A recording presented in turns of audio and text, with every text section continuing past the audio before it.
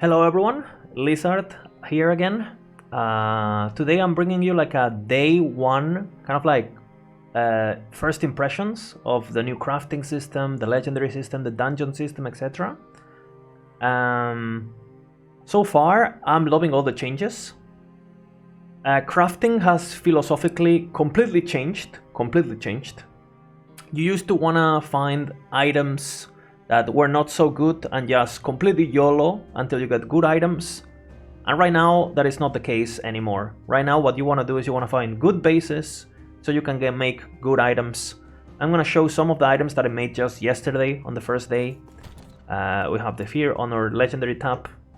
For example, we made this tier 7, tier 5, tier 5, tier 3 with chance to chill. This would be perfect to use with any build that has conversions. For example, harvest, you could add this into heavies, mace, etc. I made this one. We can add this to Volcanus with the legendary system. We made this weapon here, tier 5, tier 6 spell damage with shock and slow, really good. We made a couple good chest pieces for crafting. We made a pretty insane weapon here also to add to Trident of the Abyss with the shred, the melee critical, the crit strike. I made this axe here with this would be perfect for undisputed basically, right? And you can see it even has potential left. So that has basically what you want to do now is you want to find items that are already pretty fucking good, and then the crafting will actually allow you to make that item even better. But if you try to craft on an item, you know, on just random items that are like this or whatever, you're gonna see the forging potential is not gonna be that high, right? The higher the tiers, the more forging potential. So that is a big shift into how the game used to work. So it's gonna get some time to get used to, for sure. But I really like it so far. Glyph of Chaos, some of the glyphs are really fun. Glyph of Chaos is really cool. Glyph of Hope, when it procs, it feels really good. It feels like a crafting success almost. Haven't played with Ascendance here, sorry, with Despair yet, but seems like Despair, we don't really know what the chances are for them to work, so at the moment I'm kind of like, I don't really know. But so far I really like them. Glyph of Order I haven't really used, honestly, but it could be useful in some situations when you're, you know, playing with GG gear and so on. Then the Rune of Ascendance just seems like a complete gamble. I mean, you might get lucky, whatever. I used it a couple times, it's pretty cool. All the other runes are basically as good as they used to, honestly.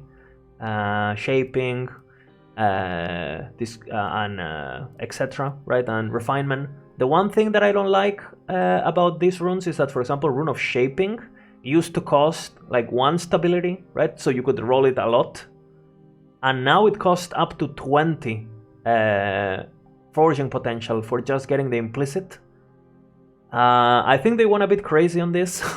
I think they should make it like 1 or 2, you know, crafting potential, so you can at least slam a bit if you have a couple forging potential left. So I would advise the devs to do that, both for refinement and for shaping. Like them using like 20 crafting potential, it makes no sense, in my opinion. Maybe an oversight, I don't know. But so far it's been really fun. And then for the juicers, the legendaries. So far my best legendary has been this one. This can be really good with Hammer Throw. I have a tier 5 throwing attack with tier 5 endurance. You can use it with Void Knight, and you get the haste from the ring, plus you get the minus mana cost for Hammer Throw and Void Knight. So you don't need to use the sword anymore, you know, to get haste. So really, really good. I got these Logis with Necro Resistance. This is actually pretty decent, because it rolled with 3, right, and minion crit chance, which is what you want for a minion class, and because it has you know, pretty good necrotic resistance. Just with the points on the base acolyte, you basically cap your necrotic resistance with this amulet, so it's not horrible. And since you're playing minions, you can go for the remaining fist resistance that you need on the Reign of Winter timeline, since there's nothing useful for minions there. I got a Bleeding Heart for leveling with some HP. I got an Aurelius with chance to chill. I got a Trident with armor shred. I got Storm Ties with tier 5 hybrid health. Again, I'm still working on it. I have a shit ton of keys for the dungeon. I have some items ready to slam. You know, if I have a prism wraps, I can slam the firebrand, the flame wards, right? I've been gathering a lot of items just to slam eventually. Then I found a lot of these are all the uniques that I found with potential. I have a couple with 2 potential legendaries, and that's the maximum I found actually. But so far pretty cool. I made also a katana that rolled like shit and like a hammer that rolled like shit, so I just throw them away. And then we find some of the new uniques. I found what did we found? We found a lot of these swords. I have a perfect one here, +2/+2, really good. I found the new dagger. I found the new bow. I found a couple of them actually. I found the new shield. I have 2 with 2 potential. I found 4 of this. What else we found? And we've been finding some of the new items. I found the new boots. I found like 3 of them of the snow. I found these ones that make you not be able to move when you're a Spriggan. And yeah, we're kind of like working towards getting more legendaries. More. I got a +4 work right, pretty cool. And I don't know. So far, I'm absolutely loving the patch. I think it's really a blast. I got this side here, the minion side. I got the set.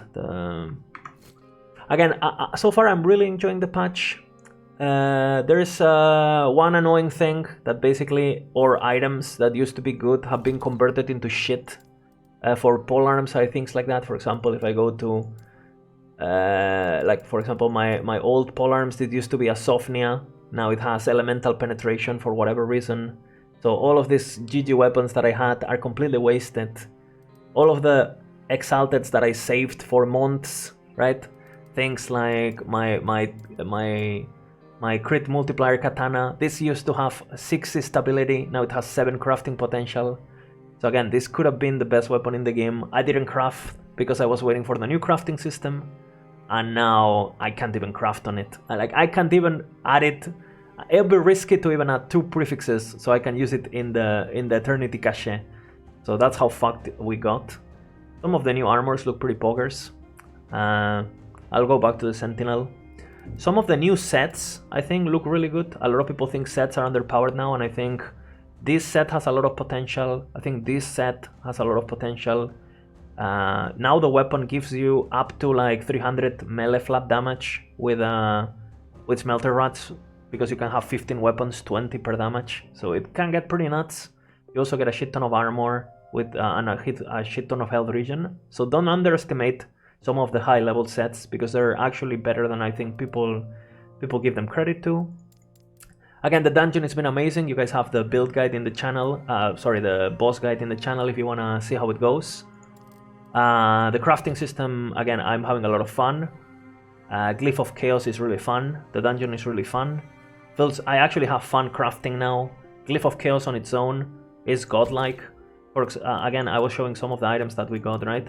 For example, this item came with damage over time on the prefix, and it was a tier 4, and I used Glyph of Chaos, and I chaosed into melee crit chance. So this item would have been useless otherwise, but because it rolled with Chaos into the crit chance, it was just absolutely poggers basically, right? Chaos is super fun. That's for sure the best addition into the game.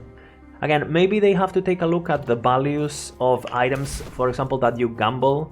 For example, right now, or that you just buy. Like you can see right now, if you buy an item, just like a gray item, for example.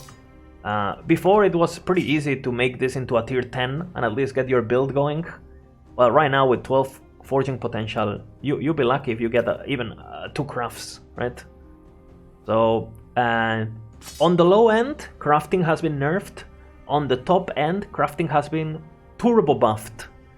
Now, a lot of people might think, why are they nerfing the bottom end crafting?